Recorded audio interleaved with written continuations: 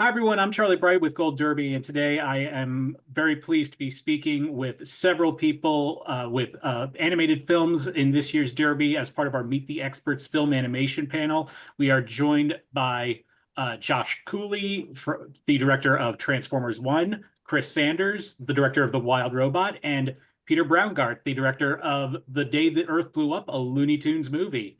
The first question I want to ask you guys is I'm always curious as to with people that work in animation, what is the piece of animation that you saw that made you go, that's what I want to do. I want to be a part of that.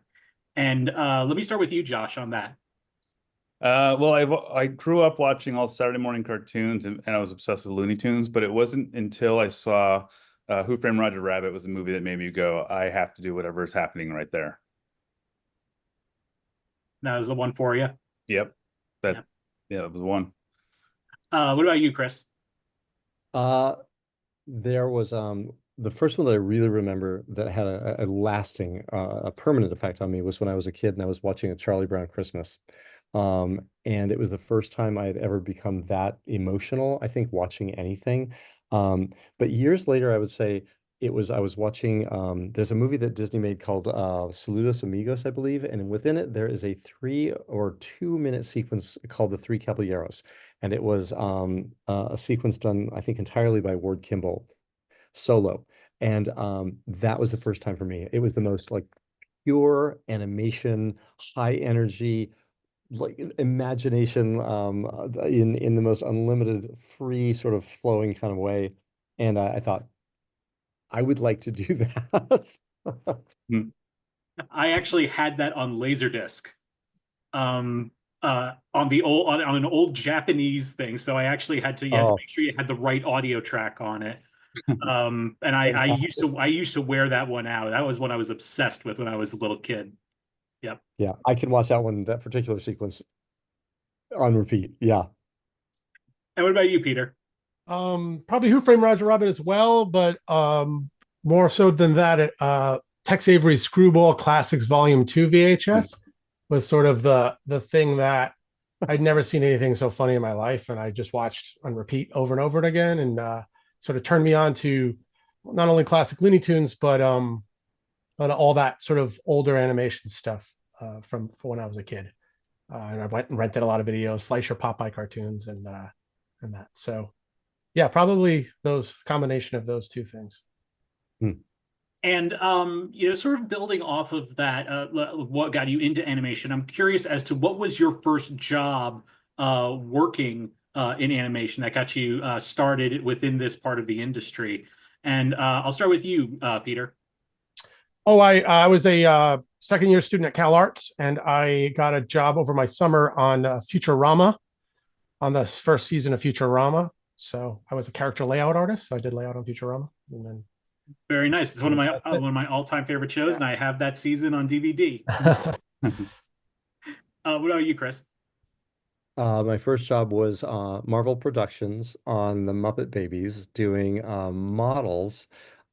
Disney, when I graduated CalArts, Disney was not in a period where they were really hiring anybody. And the only really place that was available was Marvel. And in CalArts, I had always been urged to draw everything you see, chairs, tables, draw everything. And I just didn't really do that. It didn't really capture my imagination. But my first job at Marvel was drawing chairs and tables and lamps and all the stuff that had to appear on screen. So I I got my dose of just drawing everything. Do you feel like you had like the like the spirit of the person that would tell you that on your side, saying, "See, I told you this is what you have to do." Yep. Yeah, I always thought about that. Yeah. And what about you, Josh? My first job, I graduated art school in San Francisco and was going to be a 2D animator. And then right as I was graduating is when all the 2D houses were closing up. And so I thought about going into story. And I was lucky that I met Joe Ramft right after I graduated. And um, uh, it was like one of those like crazy through the back door kind of things where he called me and said, "Hey, I saw your stuff. Would you be interested in being a an intern at Pixar?" And so I the first thing I worked on was Cars, and then first of all I said yes, absolutely, and then I worked on Cars and The Incredibles and Ratatouille, and turns out I was the first story intern at Pixar. So I was able to just kind of bounce between those three movies and learn so much just in that short amount of time. And then I was like, I don't want to leave this place. So I stayed for 18 years. Not as an intern, eventually, moved on, but well, hopefully, yeah. 18 years as an intern. That actually sounds like it would actually probably make a great animated movie. The 18-year intern. Oh my God. I love also hearing from people that work in animation what they personally have been enjoying within the medium. Didn't say in the genre, in the medium. And I was curious, what was the last animated thing you saw that really blew you away? And Chris, I want to start with you on that one. Arcane, for sure. I binged it. I waited until I had enough time to really just dive in, and because I had a feeling I was going to be like really like sucked into the whole thing, and I was. I think that certainly that was, I think, continuing the journey of artistic expression that we've now been able to achieve in animation, the thing that started with in the Spider-Verse, Beyond the Spider-Verse, like amazing. That was just such a call to action. That was such a wake-up call for all of us. But yeah, Arcane would be the one that I binged. Did you see the trailer for the season 2 that just dropped? Yes, and I'm yes, I'm really anxious to jump into it. And once again, I'm going to wait until I'm in a situation where I can like engage with it and not have to disengage. That's right. Tell everybody, don't bother me. I'm in my zone right now. Yeah. What about you, Peter? A few months ago, a friend directed and animated a music video for Less Savvy Fab, a punk band out of New York, I think. And it was really cool because he only had a very low budget and not a lot of time to do it. But the way he told the story from the song really blew me away, and how he used like so many different styles and mediums in to create the video, using all forms of animation and technique. Really was a really refresher of what you can do with the medium, and sort of putting all these sort of ideas together. He did stuff like more traditional hand-drawn stuff, but then he also did like sort of projection on walls with stop motion and live action sort of happening over top of it, with animation, like layering animation on top of things. It just was like brought me back to sort of the basics of like what you can do with the medium, and how you can combine so many things together with it. But yeah, it was really, I watched it several times because I just was really taken aback of how it hit me. So it was really cool.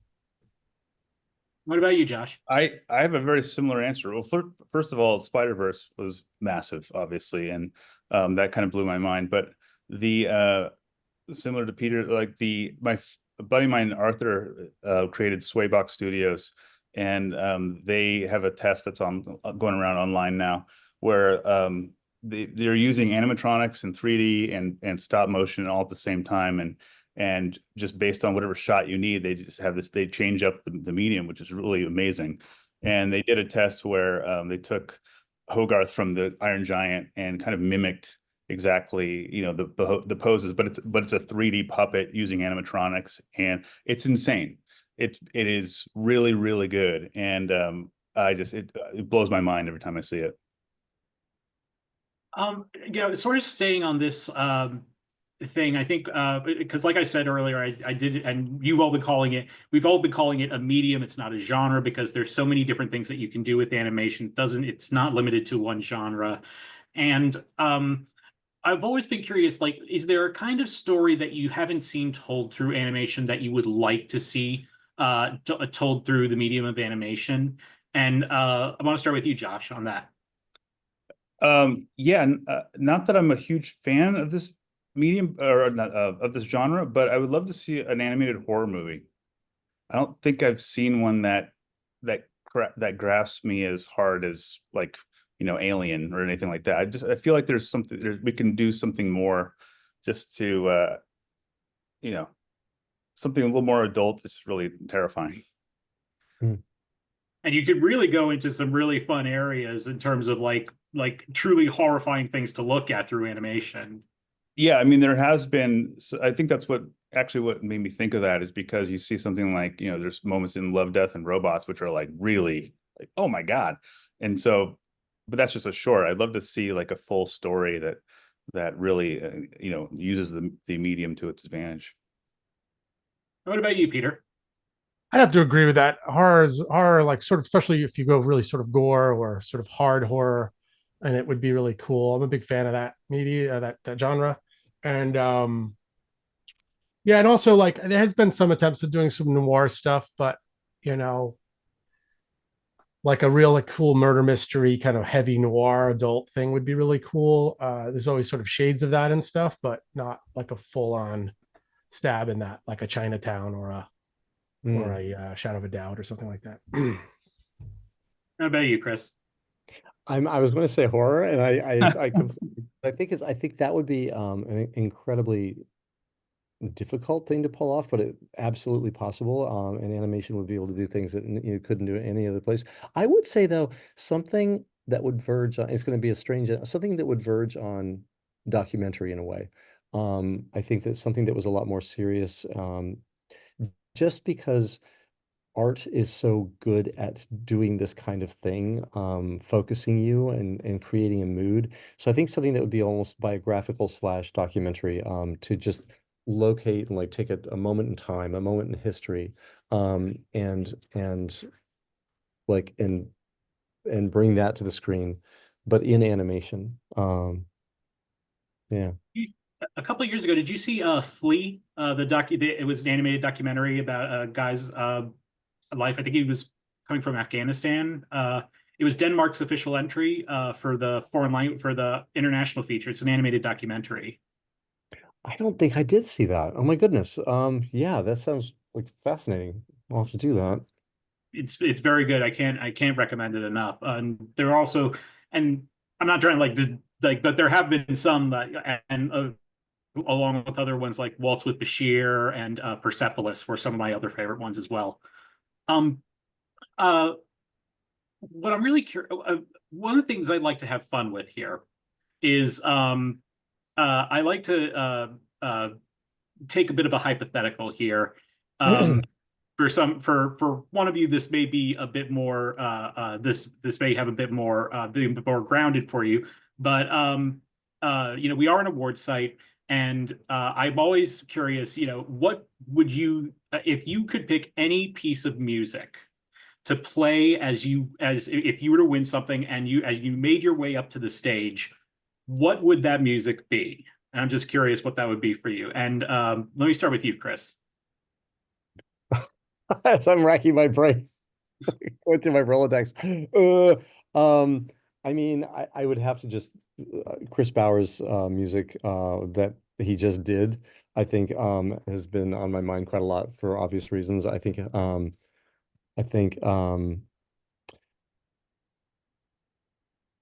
probably the cut from it was as the shot as she goes up to as Roz goes to the top of the mountain to ultimately set off her activate her signal. There was just something about that particular moment that it just had such presence to it. And what about you, Peter? Maybe Werewolves of London by Warren Zevon. Very nice. And what about and how about you, Josh? I know this is it's a bit of treaded ground for you. I don't remember what was playing, but I would say I'm going to give you a joke answer, which is Pomp and Circumstance, the same way that like Macho Man Randy Savage would enter the ring in the 80s. Would he use that? Yeah. No way. Yeah, it was great. It's whereas every other wrestler would do some rock song or something, he'd do Pomp and Circumstance, which is so damn funny. Oh man, I treasure that. Yeah, I think one of the other things with these, I'm curious when it comes to stuff that you've done, what's some of the most uh, what's the word I'm looking for?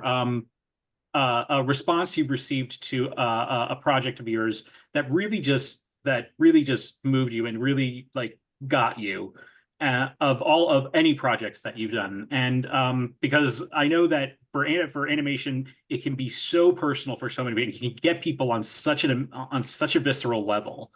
And I'm curious as to what you've gotten about that. And I want to start with you, Peter, on that. I think we were at Annecy, and when I did the Looney Tunes shorts for Max or HBO Max, we screened an animatic, and it was such a scary idea to sort of do new Looney Tunes shorts for myself, and I think a lot of other people that we sort of put together to make them.